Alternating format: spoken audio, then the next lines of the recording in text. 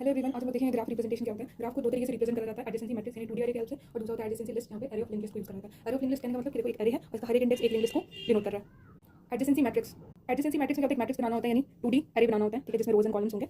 और एक कंडीशन याद रखना है कि अगर आई एक रो को रिप्रेजेंट कर रहा है, जे एक कॉलम को रिप्रेजेंट कर रहा है, यानी आई एक वर्टेक्स है, जे एक वर्टेक्स है, तो आई और जे के बीच में अगर कोई एज उन दो वर्टेक्स को कनेक्ट कर रहा है तो वो रिप्रेजेंट करेगा 1। इस एग्जांपल से आगे समझ जाएगा। तो लिखा ना A I J is equal to 1 represent that there is an edge connecting vertices I and J, यानी आई और जे अगर दो वर्टिसेस है उनके बीच में एज एग्जिस्ट करता है तो वहां पे 1 लिखेंगे वैल्यू, ठीक है। अब देखो दो एग्जांपल समझते हैं, एक होगा अनडायरेक्टेड ग्राफ, एक होता है डायरेक्टेड ग्राफ। पहले अनडायरेक्टेड ग्राफ का केस देखते हैं।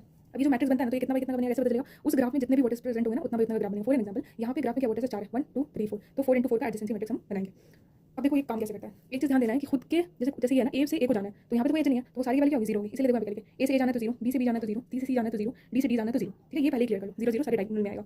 दूसरा देखना है क्या कि अनडायरेक्टेड ग्राफ है। अब देखो यहाँ से स्टार्ट करते हैं। ए से देखो ए से ए नहीं आ सकते 0, ए से बी जा रहा है एज, ए से बी कनेक्ट कर रहा है एज 1, ए से सी कनेक्ट कर रहा है एज 1, ए से डी के बीच में एज है तो 1, ठीक है। उसी तरह बी को देखेंगे, बी से ए क्योंकि कोई डायरेक्शन नहीं है तो ए से बी या बी से बात बराबर है 1। उसी तरह सारा फिल करते जाएंगे, बी से बी तो नहीं आ सकते, बी से सी का कोई एज नहीं है तो 0, बी से डी में एज है तो 1, ठीक है। उसी तरह सी का सी से ए जा रहे हैं 1, सी से बी जा रहे हैं, सी से बी का कोई एज नहीं है तो 0। इसी तरह ये फॉर्म करेंगे हम मैट्रिक्स, इसको इस तरह होगा। अब अगर डायरेक्टेड ग्राफ की बात करें, जब एक वर्टेक्स से दूसरे वर्टेक्स का एक डायरेक्शन दिया रहता है एज का, तब कैसे करते हैं? तो वैसे ये 4 4 का मैट्रिक्स बना लेना है, ठीक है। अब इसमें वैल्यू पुट करते जाना, सेम कहानी होगा। जो डायगोनल होगा उसमें 0 0 होगा क्योंकि ए से खुद के जाने के लिए कोई एज नहीं है तो 0 बैठ जाएगा। अब देखो आगे कैसे होगा। जिस तरह से डायरेक्शन ए से सी, ए से बी, ए से बी कोई बात है एज है नहीं, क्या बी से ए क्योंकि यहाँ पे डायरेक्शन हुआ है, यहाँ पे 0 हो रहा है, ठीक है। उसी तरह देखो ए से सी है, हाँ है 1 होगा, ए से डी है, हाँ है 1 होगा। इस तरह से सारा फिल करते जाना, ठीक है। तो ये एग्जांपल हुआ एडजेसेंसी मैट्रिक्स का। अब इसका एक डिसएडवांटेज क्या था ना कि देखो कुछ ही डेटा एलिमेंट को स्टोर करने के लिए 1 1 1 इतना सारा हमको एक्स्ट्रा स्पेस लग रहा है 0 0 का, ठीक है।